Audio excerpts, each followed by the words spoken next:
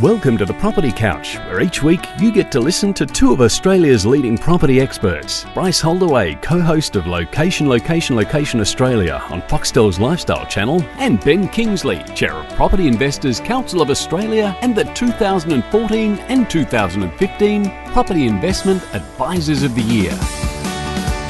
All right, folks, you're on the Property Couch for each week. Ben and I bring you the insider's guide to property, finance and money management. Hello, mate. G'day, mate. How are you? I am super well. I'm enjoying summer series. I'm enjoying the interviews that we're having with all of the wonderful folks. But today is a ripper because we have got a listener, Ben, and his name is Jack Henderson.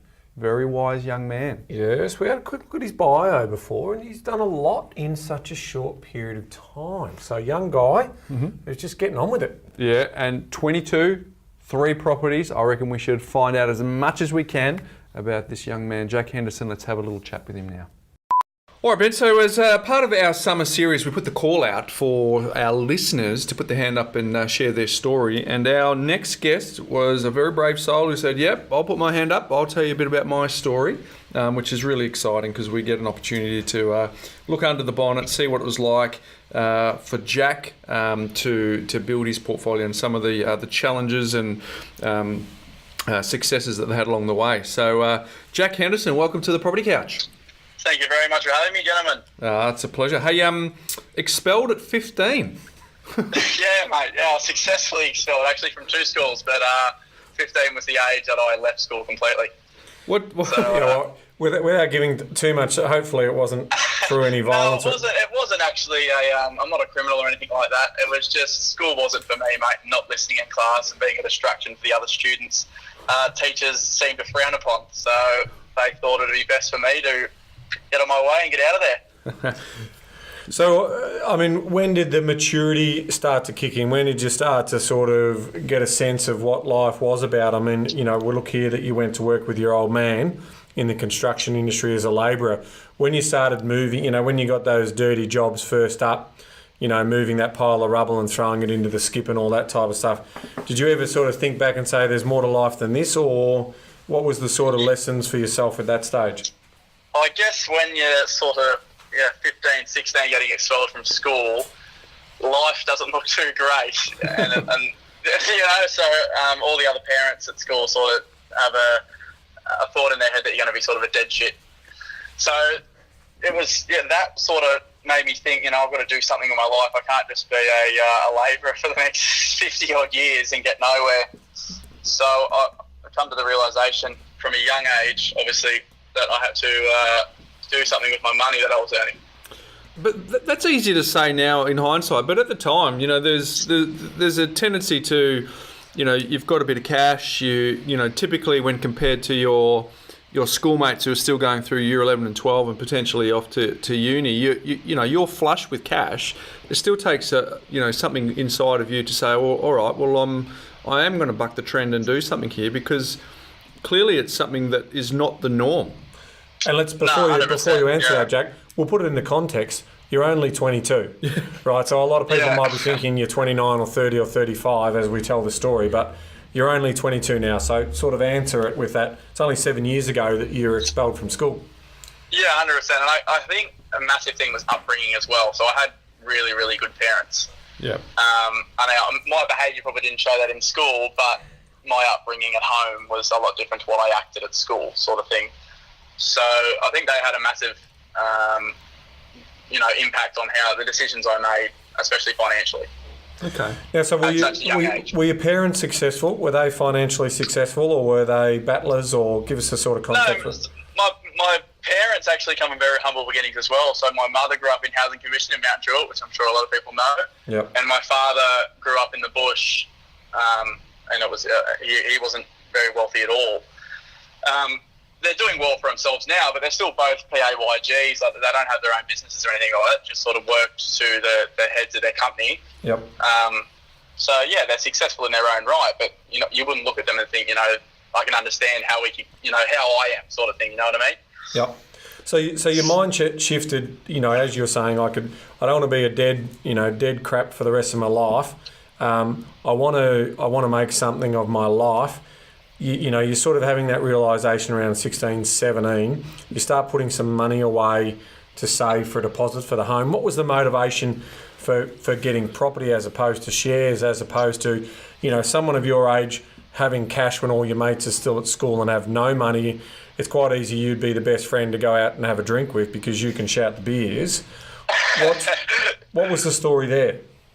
Yeah, so I guess the thing for property was just everyone, thinks you've got to buy your own home. So there's a big stigma in Australia, obviously, of, buying your own home. So that's where the property sort of come into the equation. It wasn't so much I wanted to be a property investor. It was just, let's go buy a property because that's what you got to do. And I was earning good money, so I'd say I was saving nearly 90% of my wage every week.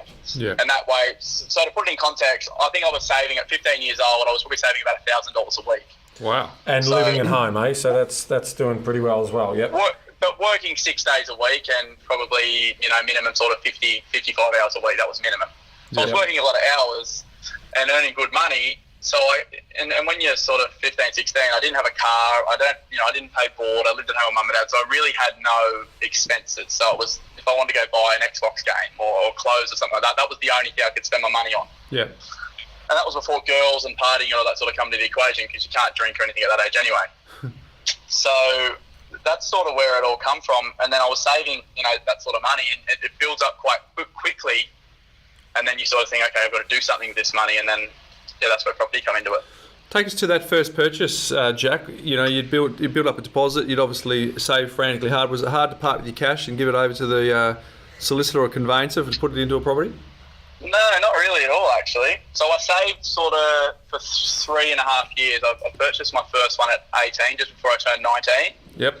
And I had quite a substantial savings account sitting there. So it wasn't hard because I was getting something for my money. But yeah, it was a bit of an upset feeling when you sort of see the account go from a 6-figure sum down to a very dim little sum. Yeah. So tell us about the property. Tell us, what did you grab? So I purchased a 2-bedroom apartment in Coogee. It was an entry-level 2-bedder. But again, to put it into context, so before I did all that, I obviously met a lot of people, went to a lot of seminars, books, and stuff, and I met a man by the name of Chris Gray. I think you've had on that podcast before. Yeah, good old Chris. Yep. Yeah, so he mentored me through my first purchase, which is why I went down the path of the blue chip 2-bedroom apartment. So that was the first purchase. And you're happy to disclose what you paid for it? Yeah, I paid $720,000 for it. $720. What do you think it's worth today? I think the last valuation was $870 or something like that. Okay. Yeah. So it's done quite well. Yeah. Yeah, that's good. And what does it rent for per week? Just to sort of let the listeners know the level. $700 a week. Yeah. Beautiful. Did that take some convincing at all, Jack? To because Chris is a good operator, he knows what he's talking about. But $720 for a 2-bedroom apartment as your first investment. That's did that take some convincing, or were you just like, I'm being mentored, don't question the wisdom? Yeah, it didn't really take convincing at all. I mean, I actually did spend a lot of time with him and the people around him before I purchased, and it was a very strange feeling because I was so young. Yeah. Being around these sort of people, but it was just a number to me. It didn't really fathom the fact that it was $750,000. It was just a number, and so it didn't really bother me at all, to be honest. Okay, and you then use that as experience to move on to a subsequent property. How long did it take for you to buy number 2? So 2 happened almost 2 years later. Yeah. So then with that property, I kept saving again because the gap between the rent and the mortgage wasn't a great deal. So it was, I don't know, say $150, $200 a week. And obviously as I was getting older, my wage was increasing as well. So I kept saving, and then obviously with Sydney market going strong as it was, the second purchase from about 18 months, 2 years later, I refinanced some equity and used cash again to purchase a 2-bedder in Maroubra this time. Okay. So again, same principles. Did you do that one yourself, or did you continue? Yeah, so I did it myself. Both the properties were done myself, obviously just with a bit of guidance from some mentoring, and then you at the moment you've just obviously got your third property by the age of 22. Yeah, so I just purchased the third one at the start of this year. That was in April, and that was in Bar Beach in Newcastle, which is sort of another blue chip beachside suburb of Newcastle, sort of compared to, Coogee, Bondi and Sydney. Are you happy to disclose your numbers on those properties? Yeah, so Maroubra, what'd you pay for Maroubra? The Maroubra was $850, and this property was $665. Okay, $665. And now the Bar Beach, is that a bit of land or still a unit? No, it's a 2-bedroom apartment. Same principles though. 2-bedder. It's ocean views, lock-up garage, small block of 6, and it's literally on the beach. If you went over the street, you jump into the water. So there's a lot of scarcity to it. Yeah, a lot of scarcity, uninterrupted views. It'll never be built out. Car spot, exactly. One car spot with each of them. Yeah, all lock-up garage. No, Coogee, doesn't have a car spot, but the other two do. No car. All right. Now, in terms of in rough numbers, from an occupancy point of view, how often has Coogee been unlet? Never. So literally, as one person literally has left, 100% occupancy. I bought the property with a tenant. Yep. That tenant then stayed on, I think, roughly 12 months. Yep. They then moved out. I had another tenant, and they've been there ever since. So I've had zero occupancy. Zero vacancy. So 100% vacancy. We always say to people to model around 92 to 95. Maroubra, how's that gone for vacancy? Identical. I bought with 100%. A tenant. It was under market value rent though, like quite considerably. So I think when I purchased, it was about $650 a week we were getting for it, and then now it's about $750. Yeah. So $740 it is at the moment. Yeah. So they had a couple of months left on the lease, and then same thing. They moved out. A new one moved straight in. And Bar Beach, what about that one? Is that an owner occupier or is that? I actually live in Bar Beach myself. Yep. And I rent out a room. So clever. Yeah. So it's virtually the same as having an investment property. I guess it doesn't cost me very much at all to own. Beautiful. And I've had no vacancy. I mean, when I first bought the property, I did a little bit of work to it, and then I had someone move in straight away. Hey Jack, tell us, what were the lessons? So you obviously did the first one in Coogee yourself, and then you bought Maroubra yourself. What were the lessons that you learned at Coogee that you implemented in Maroubra? And then again, what did you learn at Maroubra that you implemented in the Newcastle purchase? What was the growth along the way? So obviously, buying the first property, the whole situation was new. Everything was new to me. So from going to opens and auctions and dealing with solicitors and mortgage brokers, and just the whole process was new. So I learned everything that I learned was something new. Mm-hmm. And then obviously taking all of that on, the process went quite smoothly. So we had no hiccups. It just everything happened from start to finish, and it settled, and there was no disaster, which I was quite happy with. And then onto Maroubra, sort of in between that 2-year period, I did a lot of personal development and, again, searching out more mentors. I've started to do a few podcasts and, talking to different people and meeting different people, which I learned a lot of stuff, not so much just about the buying process, but all the stuff that goes with it, with wealth management and the long goal and what the end goal is. Yep. So, and that's when I started to sort of think of, because I never had an end goal in mind when I bought the first property. It was just buy a property. And then when you start to see all this come into play of how your life can turn out, that's when I started to think about the end goal and how each property complements the last property sort of thing. Well, what is that for you, Jack? In terms of what is the end game? How do you see this playing out for you in the future? I mean, because you've got a fair bit of runway left in your life at 22. I do, yeah. So my biggest goal is freedom. Yep. So I want to have my own business and stuff like that, but I don't want to have the biggest business, and I don't want to earn the most amount of money. I want to have a lifestyle, and then just a lot of choice. So the end goal with property is, people probably think it's quite a big goal, but for me, I don't think it's that big. So I want to have 10 million in property. That's my end goal. Yep. And then you can say hypothetically it grows at 10% a year or doubles every 7 to 10, and you'll be making sort of $1 million a year in capital growth. Yep. Okay. And which is it sounds like a large number, and it probably is for a lot of people. But I think I'm 22 now. If I can do that over the next 20 odd years, I don't really need to add too many more properties to the portfolio. Have you defined what that freedom looks like for you in terms of a passive income? Because you can get a lot more freedom earlier than 10 million. So I'm interested to know why that's a number for you, why that's important, and why that's the one that you're aiming for. So the passive income, I haven't really thought about too much. I haven't thought about the whole retiring debt thing and then living off the income, because I want to build a business that gives me enough income to, I know you've talked about the debt servicing debt strategy a lot. You aren't a fan of it, and I'm not a fan of it at the moment either, because all the changes that are going on with lending. But that was my whole idea, was build a big enough business that can give me a big enough income to be able to refinance and then live off the equity. Well, just for clarity, it's not that we're not a fan of it because it works, and Chris is an example of it working. It's just that statistically, not a lot of people actually buy more than 2 properties. In fact, not a lot of people buy more than 1. So being conservative in nature that Ben and I are, and in terms of the clients that we work with, we have a conservative approach. So we're not saying it doesn't work. What we're saying is that in our observations, it works for a smaller minority than it does for the majority, versus having a retiring debt strategy where you've got 3 to 5 good investment properties that you retire the debt out over time. That seems to be more palatable for most people. It seems to be able to be achievable, because investing in property is as much a mental game as it is a game of the actual bricks and mortar and finance, as we talk about. So what we can tell from chatting to you for 10 minutes is that you're driven. You see that you are going down the road less travelled.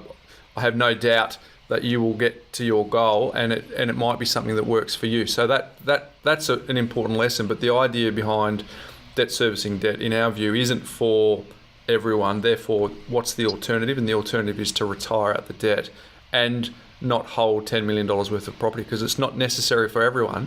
But for you, you're ambitious and it's something that you want to do. I can already see that changing now, though, anyway, with the debt servicing debt. I personally can't see it working either.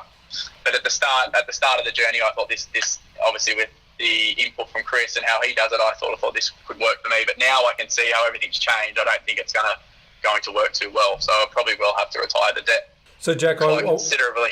I want to focus in on you and your own sort of education journey. So you're currently working. What sort of work are you doing at the moment? Mining. So you're doing the mining work, and have you gone on to do any qualifications or earned any tickets, or did you go to TAFE? Did you do anything else? Have you sort of developed out any skill sets to attract a higher income in terms of what you're doing? Yeah, so I don't see myself in this industry for much longer, maybe the next 3 or 4 years. Yep. I literally 3 or 4 weeks ago just completed my real estate license because of all the changes that are going on in that industry. Yep. So I thought I better get it now. And hopefully I can get a grandfather rule so they don't take it off me. And then I plan to go down into the property space. Oh, good. But okay. as for qualifications, I'm just I'm unqualified actually. Yeah. Well, but, I mean, you're driving an excavator or a truck or a lift. What do you? I mean, you have you got a what do they call it? Articulated license or anything like that? Yeah. So we obviously have like our industry qualifications, but I mean nothing that would help me outside of this industry. No, but I mean those qualifications has allowed you to earn a little bit more, I suspect, or be more employable. So yes, definitely. So education and qualifications have played a role in terms of the income that you're earning now. So because what I'm seeing here is a great example of whether it's an academic education or whether it's just the fact that you've got a great mindset and you've got a great can-do attitude, you've still been able to get some qualifications to allow you to earn the income that you've earned, but you've also been smart enough to work out that you can leverage knowledge of others, and you gather that knowledge and then you refine those knowledges to get the experience that you need to be able to be successful at what you do in the future. And I think that's the message here for a lot of people in terms of, I mean, I see some great messages right through what we're talking about here, right? But it's just, at 22, multi-million dollar property portfolio or very close to it, getting on with the job of doing that is some great messages. Yeah, definitely. And that's the thing, though, with this industry, it does pay very well.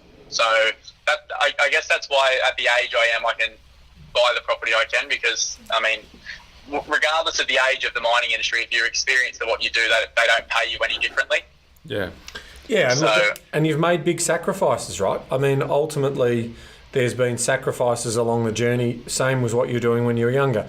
You were working 6 days a week, right? 100%, yeah, and I still do. I mean, I work more hours now than sort of anyone I know by a long shot as well. Yeah, but you're playing the long game, so the delayed gratification, the understanding that you're going to have financial peace, probably as early as 40, where you get to choose what you do, and the amount of work you take on is also pretty powerful.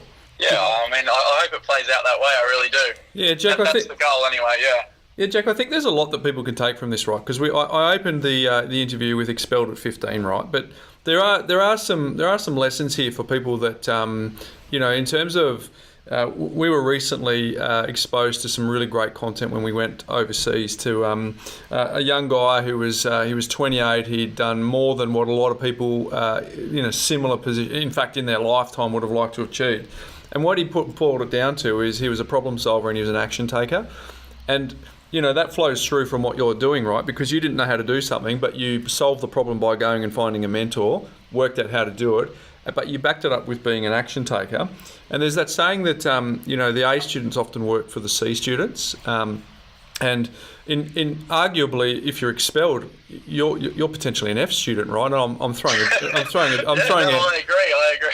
a headline out there, right? I'm not casting dispersions on you, but the fact that you are a problem solver, you've taken action, you are now ambitious to the point where you want to ultimately, I'm guessing, employ others because you want to run a business.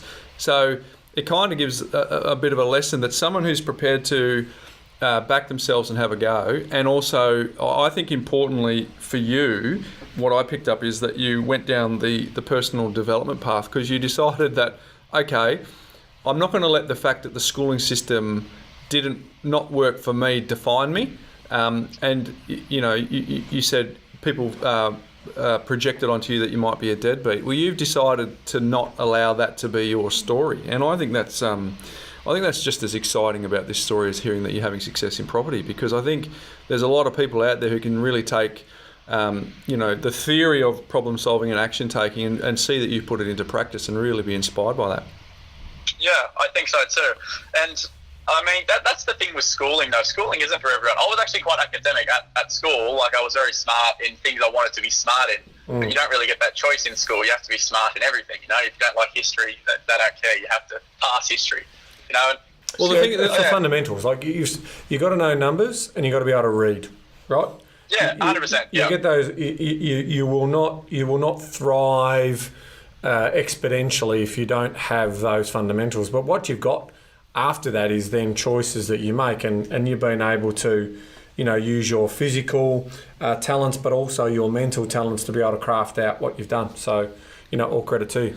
And I guess the school system teaches you that A+ is where the pinnacle is, but in business and in investing, which is a subsection of business, you don't need to aspire to be an A+ student, because what you need to do is, teamwork at school is considered cheating, whereas teamwork in business is considered necessary. In school, you've got to get the perfect answer, whereas in business and investing, sometimes just taking a step and having a go is the answer. So the challenge with the schooling system is it can set us up for failure as adults if you don't break the paradigm to say, well, that's what I needed to do to pass my exam. But in real life, I've actually just got to take action and not get caught up in inertia. Hey, you mentioned in the backstory that you gave us that you were adopting money smarts. What did that look like to you, and how has that made a bit of a difference? I do. So I use the offset accounts and the credit card. I don't use a packaged credit card. I use American Express only for the points, and it's paid every month, so I actually get the value out of those points. Yep. But so I use offset accounts for, I think there's a couple of loan splits, but I use a lot. My offset accounts are on each. So I put weekly my mortgage repayments into each account that I know. I work out what the rent is, and then I work out my percentage, and then I put my set amount into everyone. Yep. And then I have my daily expenses that's just offset onto one of the mortgages. So, and then I Which, one thing I probably should do is that I don't have a separate savings account that isn't offset to anything, which I probably should have offset onto something. So can I give you some tips, Jack? Firstly, yes, please. Absolutely. Your principal place of residence should be your primary offset, right? So you should have all your rent for all of the properties and all your income going into that one account, and then you should be paying the interest. So don't have your rent going into the offset accounts on each of the individual investment properties. You're missing out on possible tax deductions, right? So have all of that money centralised into that primary offset account. You're doing the credit card thing, which is right, using the American Express card as an example. In terms of the saving or the week-to-week spending, we would still say that that's worthy of putting into a secondary account, so you can just make sure that there's no slippage in regards to your day-to-day spending. Now, when you're a single person who doesn't have any commitments or kids or anything like that, it's a fairly easy to sort of keep the reins in on the spending side. It's when life gets a little bit more complicated that we see more of that slippage. But that's the trick. I mean, everyone, you want to minimise your interest costs on your principal place of residence, right? Because that's non-tax deductible, right? And it's your most expensive. So my principal place of residence is still a investment property, so it's still interest only. That's okay. I don't mind. I do not mind that the loan is interest only. The fact that you reside in that property and is technically classed as your principal place of residence, you still want all of your savings and every dollar going against that property for now.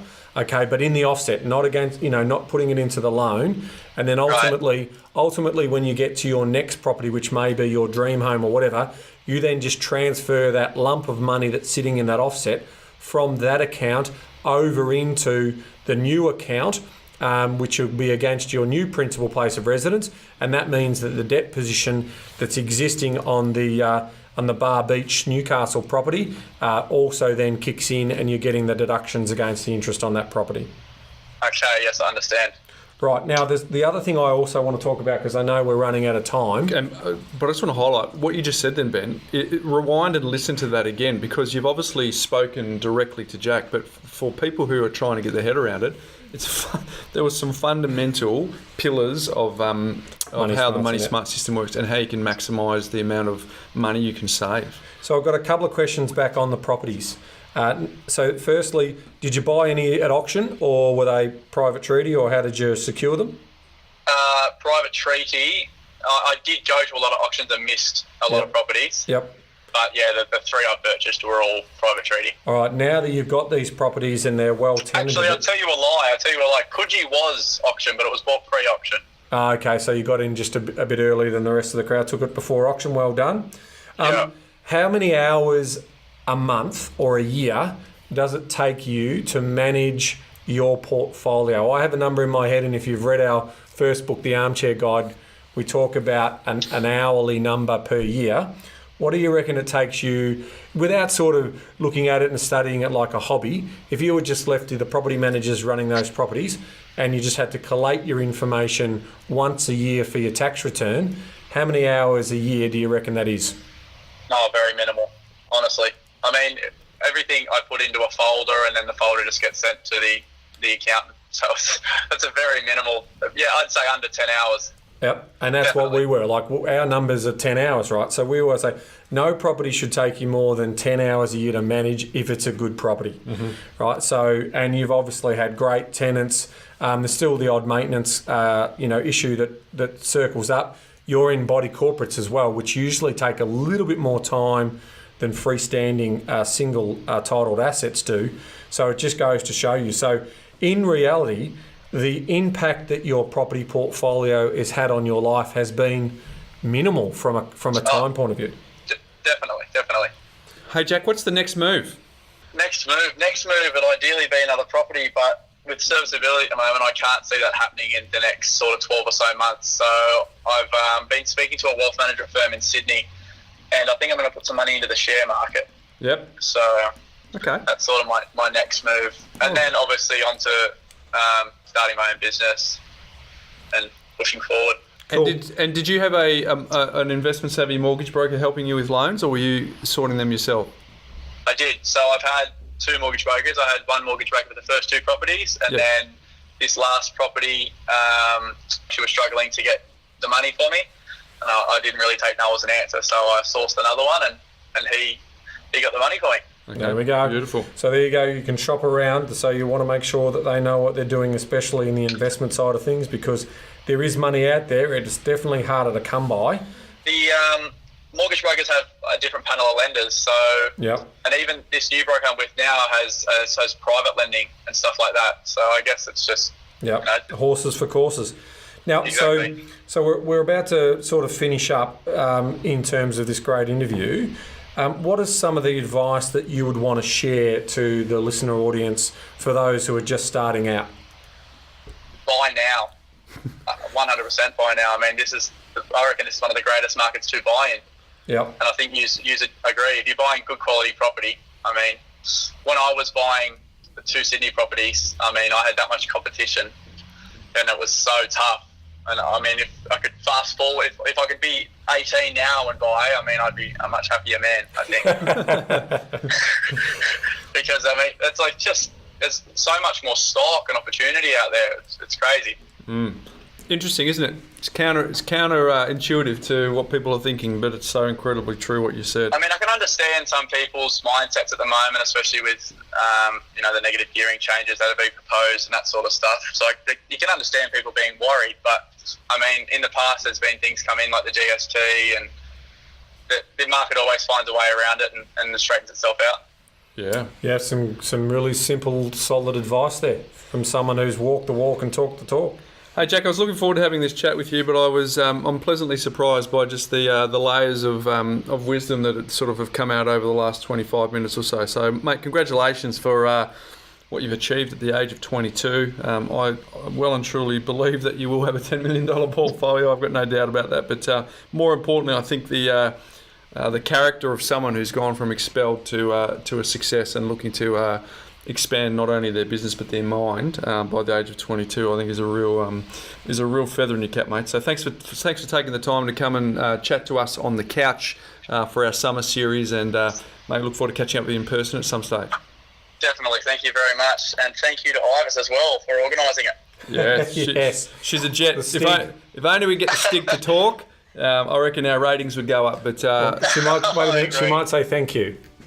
Nah. Ben, you over-talked her. Got it. Sorry, do that again.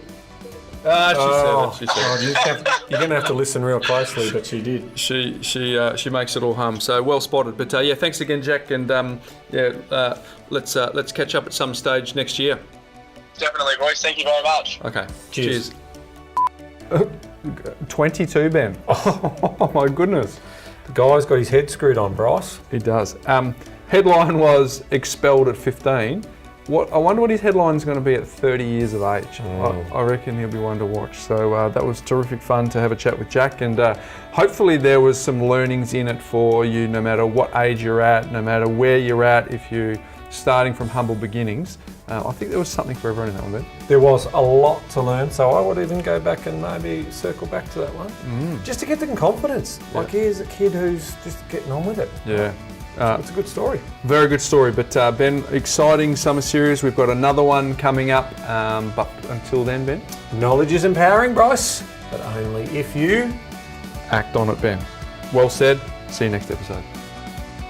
Want more great content from The Property Couch? If you haven't had a chance to go back to the foundational episodes, we got good news for you. Go to thepropertycouch.com.au/TPC20 and check out the free binge guide, which gives you the insights you need from the first 20 episodes, where we unpack the foundational pillars of the insider's guide to property, finance and money management. It's completely free and available now.